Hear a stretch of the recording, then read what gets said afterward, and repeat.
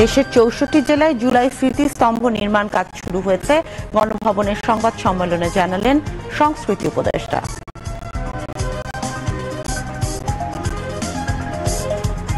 চাংখারপুরে শহীদ আনাস সহ ৬ জনকে হত্যার আনুষ্ঠানিক অভিযোগ গঠন করেছে আন্তর্জাতিক অপরাধ ট্রাইব্যুনাল। শুনানি ১১ আগস্ট।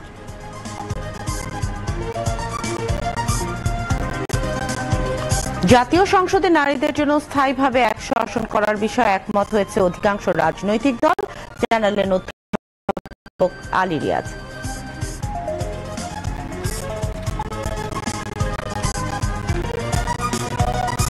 দেশ গড়তে মাসব্যাপী জুলাই পদযাত্রার অংশ হিসেবে আজ পটুয়াখালীতে জাতীয় নাগরিক পার্টি এনসিপির পথসভা।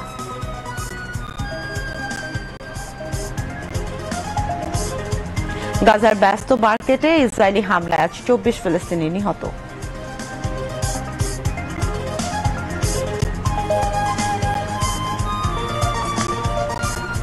এবং ফরাসি ক্লাব পিএসজি কে ৩-০ গোলে হারিয়ে ক্লাব বিশ্বকাপের শিরোপা জিতেছে ইংলিশ ক্লাব চেলসি। আসসালামু আলাইকুম, আমন্ত্রণ রাত ৮টার সংবাদে, সাথে আছি আমি সাদিয়া আফরিন। এতক্ষণ সংবাদের শিরোনাম শুনছিলেন, এবারে বিস্তারিত সংবাদ। জুলাই গণ অভ্যুত্থানের বর্ষপূর্তিতে আজ রাজধানী সহ সারা দেশে দেশব্যাপী পালন করা হচ্ছে জুলাই উইমেন ডে। রাজধানীর কেন্দ্রীয় শহীদ মিনারে জুলাই বীর কন্যাদের অংশগ্রহণে চলছে জুলাই পুনর্জাগরণ অনুষ্ঠানমালা। রিপোর্ট আরেফিন মাসুদের।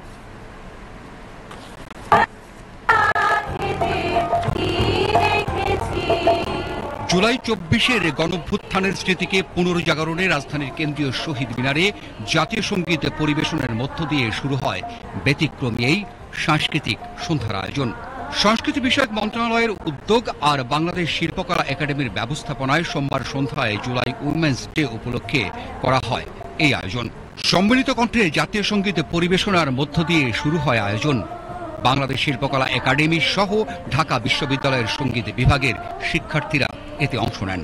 ফ্যাসিবাদের অপশাসন, শিক্ষার্থীদের উপর নির্যাতন ও কোটা আন্দোলন থেকে ছাত্র জনতার গণঅভ্যুত্থান এবং জুলাই আগস্টের নারী শিক্ষার্থীদের সেই আন্দোলনমুখর দিনগুলোর স্মৃতি নিয়ে মহিলা ও শিশু বিষয়ক মন্ত্রণালয়ের তথ্যচিত্র ভেসে ওঠে ডিজিটাল পর্দায়।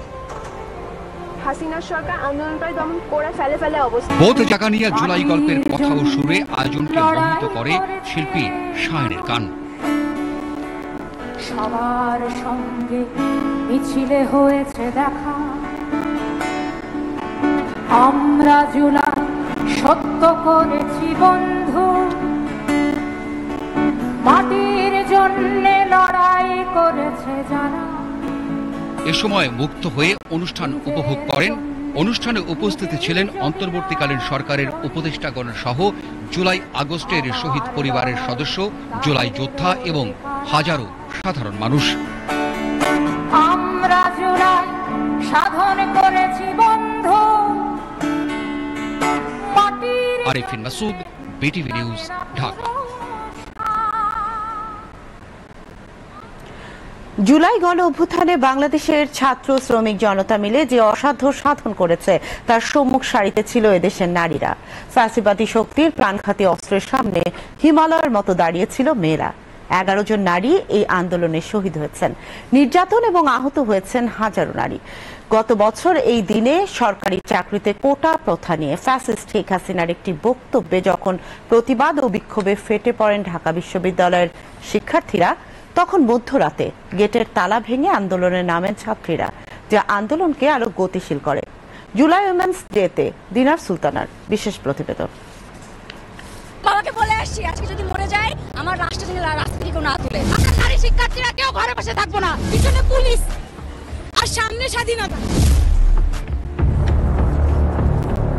২৪ জুলাই আন্দোলনে নারীরা এভাবেই মিছিলের সামনের সারিতে দাঁড়িয়ে স্লোগানে উজ্জীবিত করে নেতৃত্ব দিয়ে প্রমাণ করেছেন এই আন্দোলন কেবল প্রতিরোধের নয়, পরিবর্তনেরও। ব্রিটিশ বিরোধী আন্দোলন থেকে শুরু করে ভাষা আন্দোলন ও মুক্তিযুদ্ধ, সব জায়গায় নারী অসীম সাহসিকতার পরিচয় দিলেও জুলাই গণ অভ্যুত্থানে নারীর অংশগ্রহণ ছিল সবচেয়ে বেশি। এই আন্দোলনে নারীরা ছিলেন অপরাজেয় মনোবলের জীবন্ত উদাহরণ। তাদের অংশগ্রহণ গণ অভ্যুত্থানে বাংলাদেশের প্রেক্ষিত বদলে দিয়েছিল। মেয়েদের অন্তত 3-4টা শাড়ি মেয়েরা ছিল এবং কি তারা স্লোগান দিচ্ছিল, তারা স্লোগান কন্যা ছিলেন এই আন্দোলনে। অনেক মেয়েরা, আপুরা, ইভেন অনেক, আমি বলবো অনেক মারা যারা সাহস করে বাচ্চাদের সাথে নেমেছে। I am really proud of that, যে ছেলেদের পাশাপাশি আমরাও যে এই বিষয়ে দাঁড়াবো।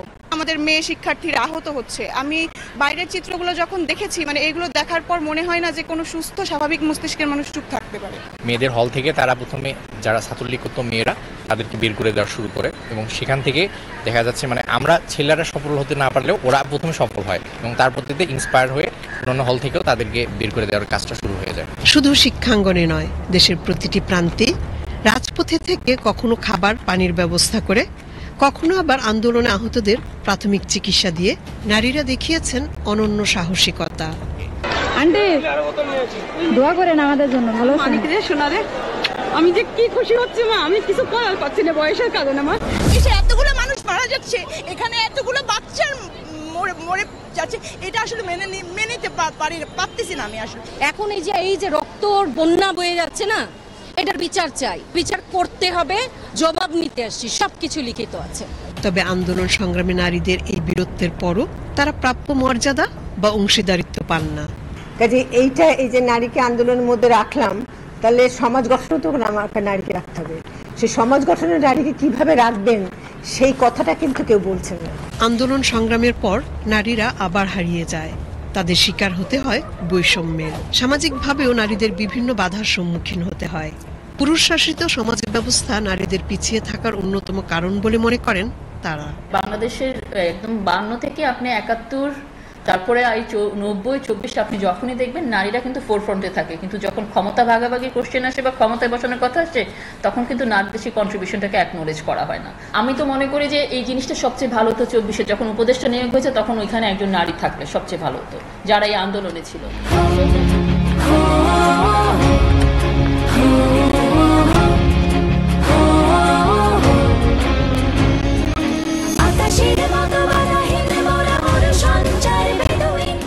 আন্দোলনে কিছু নারী জুলাই কন্যা হিসেবে পরিচিতি পেলেও অনেকেরই নাম হয়তো থাকবে না কোনো বইয়ের পাতায়।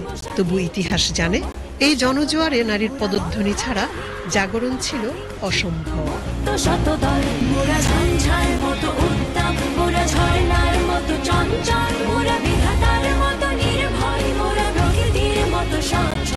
দিনার সুলতানা, বিটিভি নিউজ। দুপুরে গণভবনে জুলাই পুনর্জাগরণ অনুষ্ঠান মালা নিয়ে সাংবাদিকদের ব্রিফিং করেন সংস্কৃতি বিষয়ক উপদেষ্টা মোস্তফা সরোয়ার ফারুকী। তিনি বলেন, 2024-এর 14 জুলাই ঢাকা বিশ্ববিদ্যালয়ের মেয়েরা হলের গেট ভেঙে রাস্তায় বেরিয়ে আসে এবং ফ্যাসিস্ট সরকারের একটি প্রিয় বয়ানকে ভেঙে দেয়। মোস্তফা সরোয়ার ফারুকী বলেন, জুলাই গণ অভ্যুত্থানে শহীদদের স্মরণে 64 জেলায় শুরু হয়েছে জুলাই স্মৃতিস্তম্ভ নির্মাণ কাজ। তিনি বলেন, আগামী 5 আগস্ট আনুষ্ঠানিকভাবে উদ্বোধন করা হবে জুলাই স্মৃতি জাদুঘরের।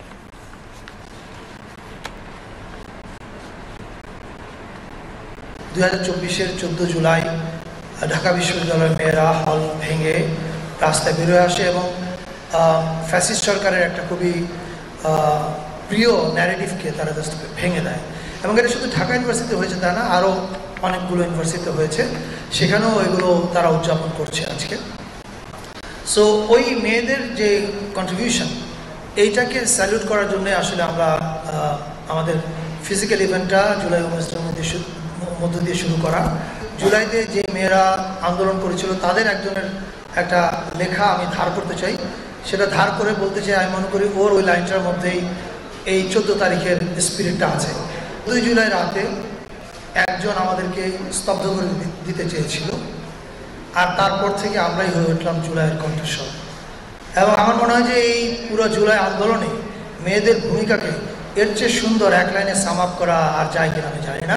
এই গণভবনেই, এই আমার পেছনে যে দালানটা, সেই দালানেই আমাদের দেশের রাষ্ট্র ক্ষমতার শীর্ষে বসে একজন মানুষ দম্ভ করে সবাইকে তুচ্ছ তাচ্ছিল্য করতেন। এবং 14 তারিখে এই গণভবনের ভিতরেই প্রেস কনফারেন্সে কি হয়েছিল আপনারা জানেন।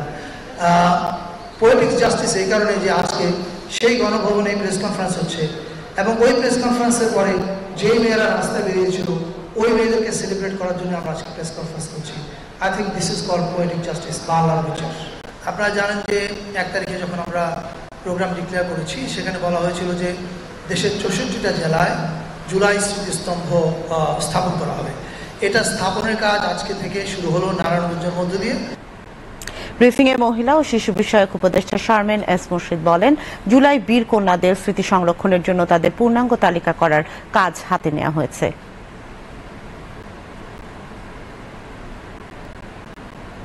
এই জুলাই আন্দোলনটা অনেক মাত্রায় আমাদেরকে গভীর একটা ভাবনা তৈরি করে, আমাদের একটা ভাবনার জায়গা তৈরি করে, কিভাবে সম্মিলিত শক্তির বিকাশ করতে পারে, কিভাবে ছেলেমেয়েরা একত্রে কাজ করলে পুরো সমাজে বিশাল পরিবর্তন আসতে পারে এবং কিভাবে আগামী দিনে এগোতে হলে এই শক্তিটাকে বাঁচিয়ে রাখা প্রয়োজন। এই যে কথাটি বললাম, এই শক্তিকে বাঁচিয়ে রাখা, সেটাই কিন্তু একটা ইচ্ছা প্রকাশ হচ্ছে আজকে এই আয়োজনের মধ্য দিয়ে। আমাদের যে নারী যোদ্ধারা আছে তাদের একটা পূর্ণাঙ্গ চিত্র এবং পূর্ণাঙ্গ তালিকা করার গবেষণার কাজটা আমার মন্ত্রণালয় হাতে নিয়েছে এবং সেটার মধ্য দিয়ে আমরা আশা করছি প্রত্যেকটি নারীর চরিত্র, নারী যোদ্ধাকে আমরা খুঁজে পাবো। এই সময় প্রধান উপদেষ্টার প্রেস সচিব শফিকুল আলম ও উপপ্রেস সচিব আজাদ মজুমদার উপস্থিত ছিলেন।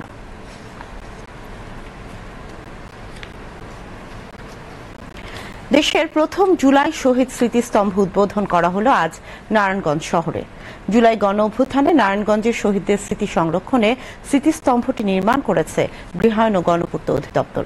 উদ্বোধনী অনুষ্ঠানে আইন উপদেষ্টা ডক্টর আসিফ নজরুল বলেন, এই সরকারের শাসনামলেই জুলাই গণহত্যার বিচার আন্তর্জাতিক অপরাধ ট্রাইব্যুনালে সম্পন্ন করা হবে। অনুষ্ঠানে উপস্থিত ছিলেন সরকারের আরও 4 উপদেষ্টা। বিস্তারিত জাকিয়া জামান আনিকার প্রতিবেদনে। দেশের প্রথম জুলাই শহীদ স্মৃতিস্তম্ভ উদ্বোধন করতে নারায়ণগঞ্জ আসেন অন্তর্বর্তীকালীন সরকারের 5 উপদেষ্টা। শহরের হাজীগঞ্জ নতুন সড়কের পাশে নির্মিত জুলাই শহীদ স্মৃতিস্তম্ভ উদ্বোধনের আগে পুষ্পস্তবক অর্পণ করে শহীদদের প্রতি শ্রদ্ধা জানান। উদ্বোধনী অনুষ্ঠানে আইন, বিচার ও সংসদ বিষয়ক মন্ত্রণালয় এবং প্রবাসী কল্যাণ ও বৈদেশিক কর্মসংস্থান মন্ত্রণালয়ের উপদেষ্টা ডক্টর আসিফ নজরুল বলেন, এই সরকারের শাসনামলেই জুলাই গণহত্যার বিচার আন্তর্জাতিক অপরাধ ট্রাইব্যুনালে সম্পন্ন করা হবে। বিচার পূর্ণ গতিতে এগিয়ে চলেছে, কোন রকম ওইখানে কোনো গাফলাতি থাকবে না। আন্তর্জাতিক অপরাধ ট্রাইব্যুনালে ইনশাআল্লাহ যেই গতিতে বিচার এগিয়ে চলেছে, আমি দৃঢ়ভাবে বিশ্বাস করি আমাদের সরকারের শাসনামলেই এই হত্যাকাণ্ডের বিচার হবে। আইসিটি ছাড়াও এখানে আপনার বিভিন্ন যে অপরাধ আদালত রয়েছে, ক্রিমিনাল কোর্ট রয়েছে, সেখানে বিভিন্ন মামলা করা হয়েছে। আমি এখানে এসে খোঁজ দিয়েছি মামলাগুলোর। আমাকে এখানে যে পুলিশের দায়িত্বে আছেন এসপি সাহেব, উনি বলেছে অনেকগুলো মামলার তদন্তের অনেক অগ্রগতি হয়েছে। আমি ওনাদেরকে রিকোয়েস্ট করেছি আপনারা চেষ্টা করেন 5ই অগাস্টের আগেই মামলাগুলোর চার্জশিট দেওয়ার জন্য। ওনারা আমাকে অ্যাসিওর করেছেন যে অনেকগুলো মামলা ওনারা চার্জশিট দিতে পারবে। চার্জশিট দেওয়া মাত্র আমরা বিবেচনা করে দেখব, চার্জশিট দেওয়ার পর বিচারের প্রক্রিয়া শুরু হয়। বিচারকে ত্বরান্বিত করার জন্য প্রয়োজন হলে আমরা দ্রুত বিচার আইনে এই সমস্ত অপরাধের বিচার করব। পরিবেশ, বন ও জলবায়ু পরিবর্তন মন্ত্রণালয় এবং পানি সম্পদ মন্ত্রণালয়ের উপদেষ্টা সৈয়দা রিজওয়ানা হাসান বলেছেন, জুলাই শহীদদের আত্মত্যাগের মধ্য দিয়েই স্বৈরাচার মুক্ত বৈষম্য বিরোধী দেশ পেয়েছি। শুধু সম্মান দিয়েই শেষ নয়, স্বৈরাচার ও তার দোসরদের বিচার নিশ্চিত এবং ন্যায় বিচার হতে হবে। তাদের জন্যই আজকে আমরা স্বৈরাচার মুক্ত একটি বাংলাদেশে দাঁড়িয়ে কথা বলছি।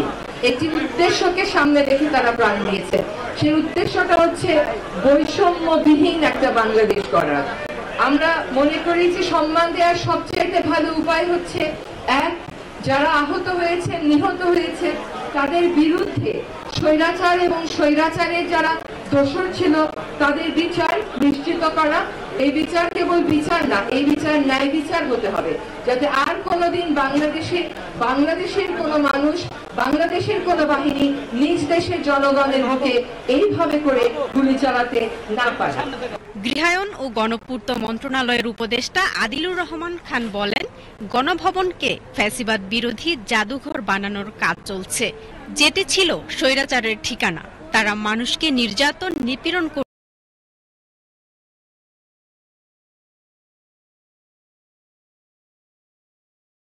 সেই স্থানটি এখন বাংলাদেশের মানুষ দেখবে। গণভবনকে একটা জাদুঘর, এই ফ্যাসিবাদ বিরোধী জাদুঘর হিসাবে গড়ে তোলার জন্য কাজ চলছে।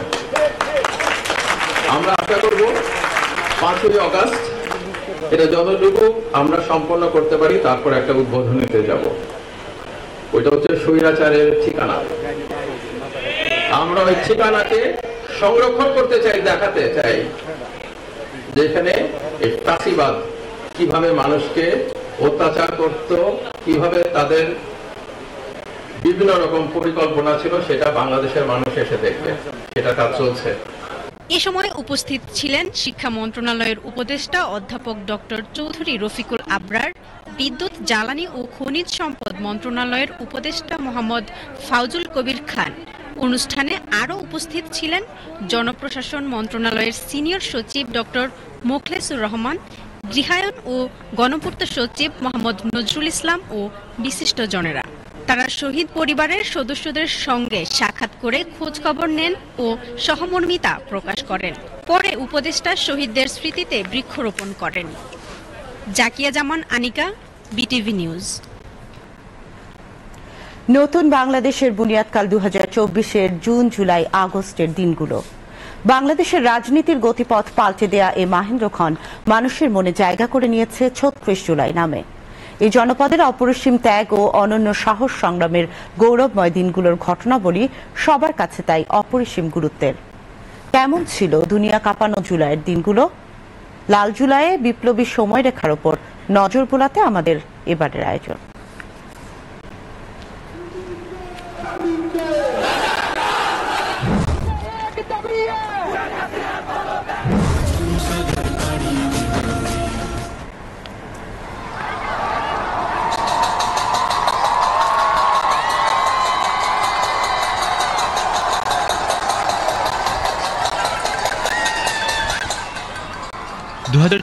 এই দিনে শিক্ষার্থীরা রাষ্ট্রপতি বরাবর স্মারকলিপি দেয়। তবে দিনটি ইতিহাসে জায়গা করে নেয় রাজাকার রাজাকার স্লোগান ঘিরে।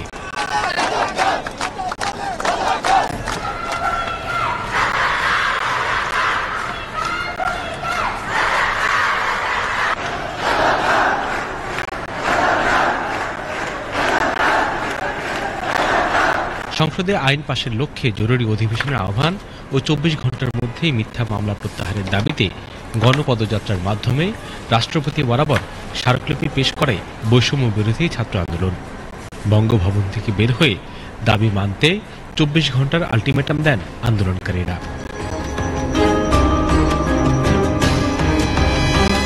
বিভিন্ন জেলায় জেলা প্রশাসকের মাধ্যমে স্মারকলিপি দেয় শিক্ষার্থীরা। এদিন রাতে ঢাকা বিশ্ববিদ্যালয়ে সমন্বয়ক আসিফ মাহমুদের উপর হামলা করে ছাত্রলীগের সন্ত্রাসীরা। তবে পরিস্থিতি ভিন্ন দিকে মোড় নেয় রাতে শেখ হাসিনার সংবাদ সম্মেলনের পরেই, যেখানে তিনি আন্দোলনকারীদের রাজাকারের নাতিপুতি হিসেবে উল্লেখ করেন। স্বাধীনতার চেতনার পুরনো ধান্দা আবারও সামনে আনেন।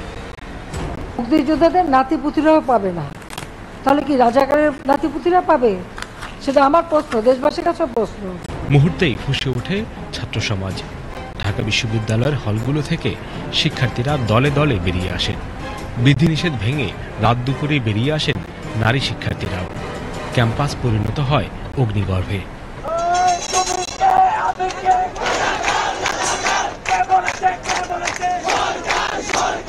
তারুণ্যের জনসমুদ্রে ডাক ওঠে, তুমি কে আমি কে, রাজাকার রাজাকার। সেই নিনাদে ভেঙে পড়ে ফ্যাসিবাদী শাসনের সব আবরু। যখন আমরা ওই টিএসসিতে রাজ্য ভাস্কর্যে পাদদেশে সবাই মিলে স্লোগানটা দিচ্ছিলাম যে কে বলেছে স্বৈরাচার স্বৈরাচার, তুমি কে আমি কে, রাজাকার রাজাকার, কে বলেছে স্বৈরাচার স্বৈরাচার।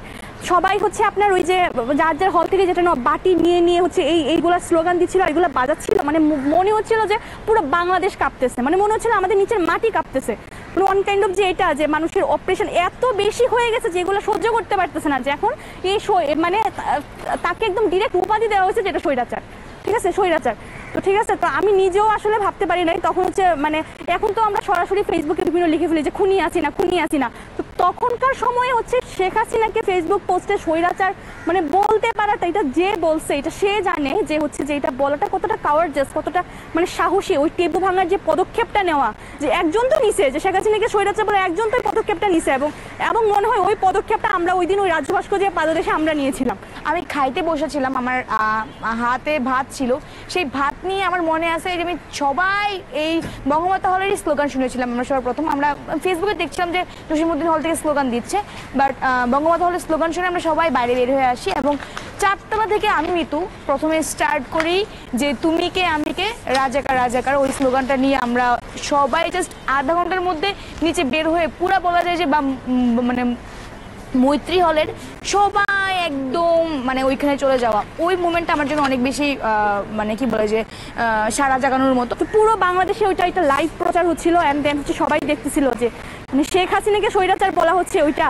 তো ঠিক আছে, তো এর পরের দিনই আমরা দেখি যে আমাদের উপর অ্যাটাকটা আসে ছাত্রলীগের পক্ষ থেকে। মানে এইটা সরকারকে এতটাই নাড়িয়ে দিয়েছিল যে ওই স্বৈরাচার যে আপনার ওই স্লোগানটা, যে আমাদের উপরে এইরকম একটা হিংস্র জঘন্য একটা, ওরা এগুলো নিতে পারতেছিল না যে আমাকে স্বৈরাচার বলতে পারে। উনি তো এমনি অনেক বেশি মানে কি বলবো, শেখ হাসিনা অনেক বেশি দাম্ভিক। ঠিক আছে, আগে হচ্ছে আমরা এতটা মানে হচ্ছে বলতাম না প্রকাশ্যে, আমাদের মনে হতো বিভিন্ন কাজে, কিন্তু ওই দিন মানে অ্যাকচুয়ালি ওনার আসল রূপটা যে একটা মানে হচ্ছে যে আপনার একটু ভয়ঙ্কর একটা দানবীয় রূপ, মানে ওইটা হচ্ছে স্লোগানের মাধ্যমে ফুটে উঠছিল তখন। ফ্যাসিস্ট শেখ হাসিনার কটূক্তির প্রতিবাদে এদিন রাত দুপুরে বিক্ষোভ হয়েছে ঢাকার বাইরেও। চট্টগ্রাম বিশ্ববিদ্যালয়েও স্লোগান ওঠে তুমি কে আমি কে রাজাকার রাজাকার। তো এই সময় একটা প্যারাডাইম শিফট হয়। এতদিন পর্যন্ত সবাই বলছিল যে আমরাও কোটা চাই, ছাত্রলীগও বলছিল আমরা কোটা সংস্কার চাই, শিক্ষার্থীরা বলছিল আমরা কোটা সংস্কার চাই, সবাই বলছিল কোটা সংস্কার চাই। কিন্তু 14 তারিখের পর থেকে আপনার এই সময় থেকে পুরো প্যারাডাইম শিফট হয়ে যায়। যে তখন এইরকম হয় যে এক পক্ষে বলছিল তুমি কে আমি কে বাঙালি বাঙালি, অন্য পক্ষ আসছিল যে তুমি কে আমি কে রাজাকার রাজাকার, এই ধরনের স্লোগানগুলো আসছিল। ওই দিন ওরা বুঝে গেছে যে শেখ হাসিনার টাইম শেষ। কারণ শেখ হাসিনা যে পবিত্রতা তৈরি করছিল, স্যাক্রেডনেস তৈরি করছিল তার ফ্যামিলি তাকে নিয়ে, এইটাই ছিল তার ক্ষমতার ভিত্তি। তার ভিত্তিটাকেই তারা ওই দিন অ্যাটাক করে ফেলছে, এবং যার কারণে এখানে মানুষের সম্পৃক্ততা আরও বেশি বাড়ছে, কারণ তারা শেখ হাসিনাকে অ্যাটাক করতে পারছে।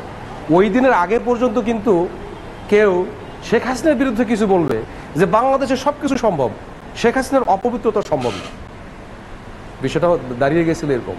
তো এই যে বিষয়গুলো এগুলা খুব বেশি ইম্পর্টেন্ট ছিল প্রত্যেকটা জায়গায় গণমানুষকে ইনভলভ করার ক্ষেত্রে, এই মুভমেন্টে ইনভলভ করার ক্ষেত্রে ওই বিষয়গুলো খুব বেশি জরুরি ছিল।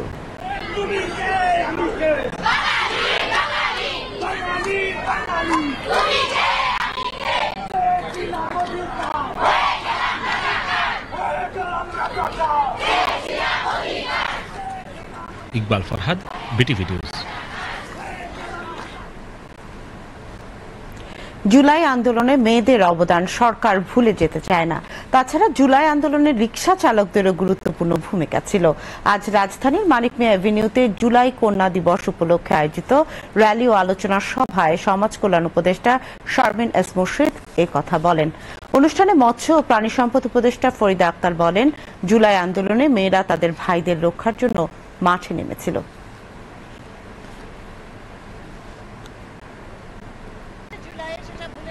ভুলে গেলে চলবে না। আমাদের অনেক জুলাই কন্যারা বলেছে ওদের জন্য আমরা বেঁচেছি, এবং তারা তাদের সম্মানটা রিকশাওয়ালাদেরকে ব্যক্ত করতে চায়, সে কারণে তাদেরকে সাথে নিয়ে এই র্যালিটা হচ্ছে। আর জুলাই কন্যাদের র্যালিটা আলাদাভাবে হচ্ছে এই কারণে যে আমরা জুলাই কন্যাদের কীর্তিটা ভুলে যেতে চাই না। 1 মাস ব্যাপী যেই কি বলবো স্মরণ সভাগুলো হচ্ছে, অনুষ্ঠানগুলো হচ্ছে, সেখানে প্রথমেই শুরু হয়েছে আজকে 14ই জুলাই, এটা সূচনা ঘটছে। মেয়েরা রাস্তায় নেমেছিল এবং তারা প্রথম শিকার হয়েছিল, প্রথম আওয়াজ তুলেছিল, প্রথম প্রতিবাদ করেছিল। এই বাক্যটা যেন ইতিহাস থেকে কোনোদিন মুছে না যায়, এটা একটি। এবং সেই কারণেই সেদিনকার মেয়েরা পাবলিক ইউনিভার্সিটি, প্রাইভেট ইউনিভার্সিটি, কলেজগুলোর ইয়াং মেয়েরা সবাই কিন্তু আজকে এই র্যালিতে অংশগ্রহণ করছে। আমরা জুলাই থেকে অগাস্টে 5 তারিখ পর্যন্ত মেয়েদেরকে রাস্তায় দেখেছি, দিন নাই রাত নাই, ওরা কিন্তু মাঝরাতে রাস্তায় বেরিয়েছে, ওরা দুঃসাহস দেখিয়েছে, ওরা খুব সুন্দরভাবে কাজ করেছে। ওরা ভাইদেরকে রক্ষার জন্য পুলিশের সামনে গিয়ে মানে নিজেদেরকে বর্ণ হিসেবে ইয়ে করেছে, ঢাল হয়ে গেছে। আমি মনে করি যে আজকে আমাদের সরকার যে এই ব্যবস্থা উদ্যোগটা নিচ্ছে এবং বিশেষ করে মহিলা বিষয়ক মন্ত্রণালয়, নারী বিষয়ক মন্ত্রণালয় যে উদ্যোগটা নিয়েছে এটা অত্যন্ত ভালো। এবং এর সাথে যে রিক্সাওয়ালাদেরকে যুক্ত করার মধ্যে দিয়ে আমরা যেমন বলি ছাত্র জনতা, এই জনতার একটা বড় সক্রিয় যোদ্ধা ছিল রিক্সাওয়ালারা। পরে জুলাই আন্দোলনে অংশগ্রহণকারী মেয়েদের অংশগ্রহণে রিক্সা চালকদের নিয়ে একটি র্যালি বের করা হয়।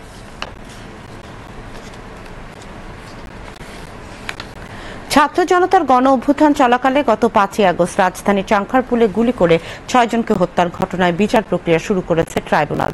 সেই সঙ্গে আগামী 10ই আগস্ট আলোচিত এই মামলার সূচনা বক্তব্য উপস্থাপন ও 11ই আগস্ট সাক্ষ্য গ্রহণের দিন ধার্য করেছেন আদালত। আজ বিচারপতি গোলাম মর্তুজা মজুমদারের নেতৃত্বাধীন 3 সদস্যের আন্তর্জাতিক অপরাধ ট্রাইব্যুনাল 1 এ আদেশ দেন। এ সময় মামলার গ্রেফতার 4 আসামি এজলাসে উপস্থিত ছিলেন। আসামিরা হলেন সাবেক inspector Arshad, constable Mohammad Sujon, constable Imaj Hossain Emon ও কনস্টেবল নাসিরুল ইসলাম। এছাড়া আলোচিত এই মামলার পলাতক 4 আসামি হলেন ডিএমপির সাবেক কমিশনার হাবিবুর রহমান, সাবেক যুগ্ম কমিশনার সুদীপ কুমার চক্রবর্তী, রমনা অঞ্চলের সাবেক অতিরিক্ত উপ কমিশনার শাহ আলম মোহাম্মদ আখতারুল ইসলাম ও রমনা অঞ্চলের সাবেক সহকারী কমিশনার মোহাম্মদ ইমরুল।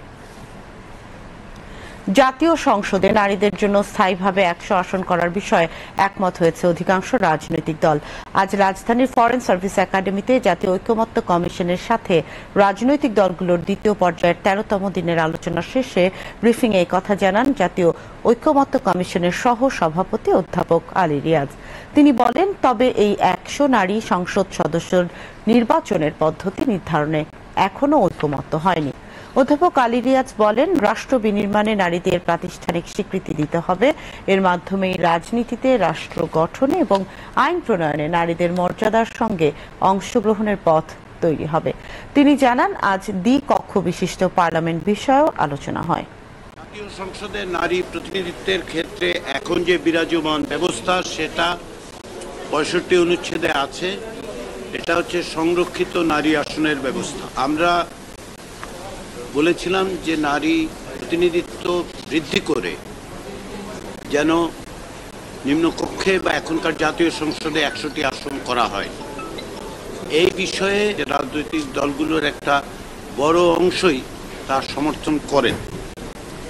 আমাদের জন্য প্রশ্নটা হয়ে দাঁড়িয়েছে পদ্ধতিগত, এবং সেই পদ্ধতিগত জায়গাতেই এখন পর্যন্ত আমরা একমতের জায়গায় আসতে পারিনি।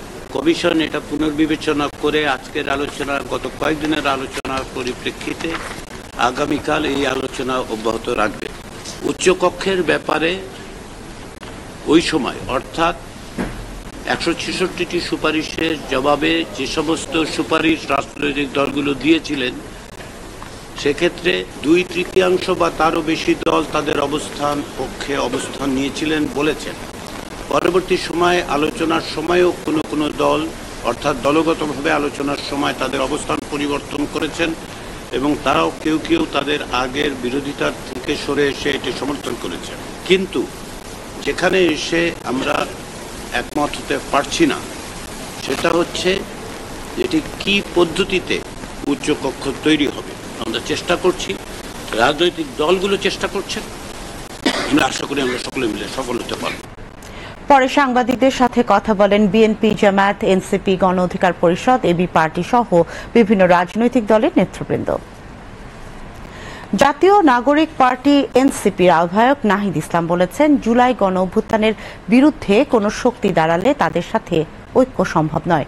দেশ গঠনে জুলাই পদযাত্রা কর্মসূচির ধারাবাহিকতায় আজ পটুয়াখালী সার্কিট হাউসের সামনে অনুষ্ঠিত এক পথসভায় তিনি কথা বলেন।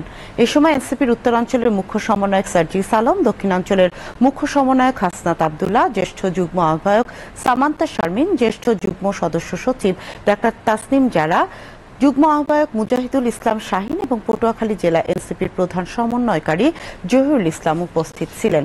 এছাড়া জুলাই গণঅভ্যুত্থানে শহীদদের পরিবারের সদস্যগণ ও আহতরাও এ সময় উপস্থিত ছিলেন। পরে বরগুনার জুলাই পদযাত্রা ও জনসভায় অংশ নিয়ে নাহিদ ইসলাম বলেন, বাংলাদেশে মুজিববাদ একটি বিভাজন তৈরি করেছে। মুজিববাদী সংবিধান বাংলাদেশ রাষ্ট্রকে এগোতে দেয়নি। সেই মুজিববাদী সংবিধান, সেই ৭২-এর সংবিধানকে টিকিয়ে রাখতে চাচ্ছে একটি রাজনৈতিক দল। আমরা সেই তরুণ যারা জুলাই গণঅভ্যুত্থানে অংশ নিয়ে শেখ হাসিনাকে দেশ ছাড়া করেছিলাম। আমরা চাই প্রধানমন্ত্রীর ক্ষমতা নিয়ন্ত্রিত থাকবে। আমরা কোন স্বৈরতন্ত্র বাংলাদেশে আর ফেরত আসতে দিব না। নতুন করে কাউকে স্বৈরাচার হইতে আমরা দিব না। আমরা জাতীয় নাগরিক দল স্পষ্টভাবে বলেছি, আমরা বাংলাদেশপন্থী রাজনীতি করব। বাংলাদেশে ভারতপন্থী এবং পাকিস্তানপন্থী রাজনীতির কোন জায়গা হবে না। আমরা দেখেছি একটা দল ইতিহাসের এককালে পাকিস্তানপন্থীদের পুনর্বাসিত করেছিল বাংলাদেশে। এখন এই গণঅভ্যুত্থানের পরে তারা আবার মুজিববাদীদের পুনর্বাসিত করছে। আমরা স্পষ্টভাবে বলেছি যে বাংলাদেশে মুজিববাদীদের কোন রাজনীতি হবে না, জামায়াতের কোন রাজনীতির জায়গা হবে না। দর্শক, রাত ৮টার সংবাদ শেষ করব, তবে তার আগে শিরোনামগুলো জানিয়ে দিচ্ছি আরেকবার। জুলাই গণঅভ্যুত্থানের বর্ষপূর্তিতে জুলাই উইমেন ডেতে জুলাই বীর কন্যাদের সরাসরি অংশগ্রহণে কেন্দ্রীয় শহীদ মিনারে চলছে জুলাই পুনর্জাগরণ অনুষ্ঠানমালা।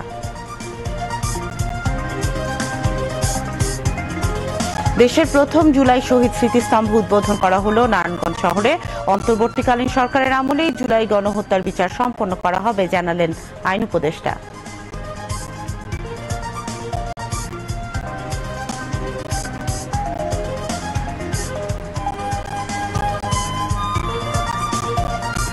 দেশের ৬৪ জেলায় জুলাই স্মৃতিস্তম্ভ নির্মাণ কাজ শুরু হয়েছে। গণভবনের সংবাদ সম্মেলনে জানালেন সংস্কৃতি উপদেষ্টা।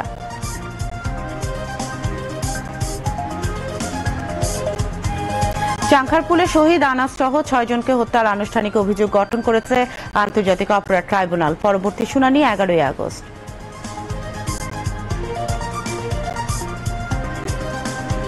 জাতীয় সংসদে নারীদের জন্য স্থায়ীভাবে ১০০ আসন করার বিষয়ে একমত হয়েছে অধিকাংশ রাজনৈতিক দল, জানালেন অধ্যাপক আলী রিয়াজ।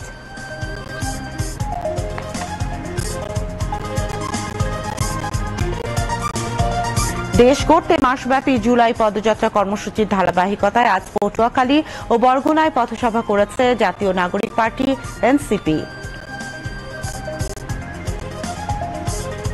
গাজার ব্যস্ত মার্কেটে ইসরায়েলি হামলায় আজ ২৪ ফিলিস্তিনি নিহত।